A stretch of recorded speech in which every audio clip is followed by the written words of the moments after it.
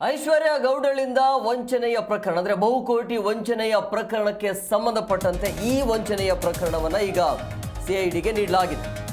So ವಂಚನೆಯ ಪ್ರಕರಣವನ್ನು ಸಿಐಡಿಗೆ ರಾಜ್ಯ ಸರ್ಕಾರ ವಹಿಸಿದೆ.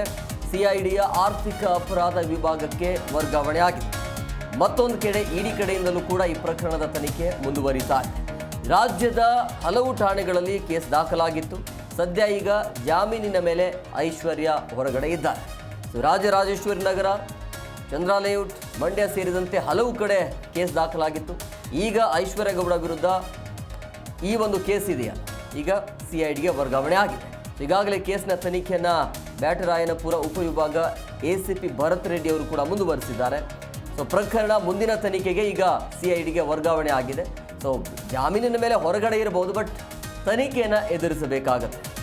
ಸೊ ತನಿಖೆ ಮಾಡಿ ಕೇಸಲ್ಲಿ ಇಡಿ ಅಧಿಕಾರಿಗಳು ಅರೆಸ್ಟ್ ಮಾಡಿರ್ತಾರೆ.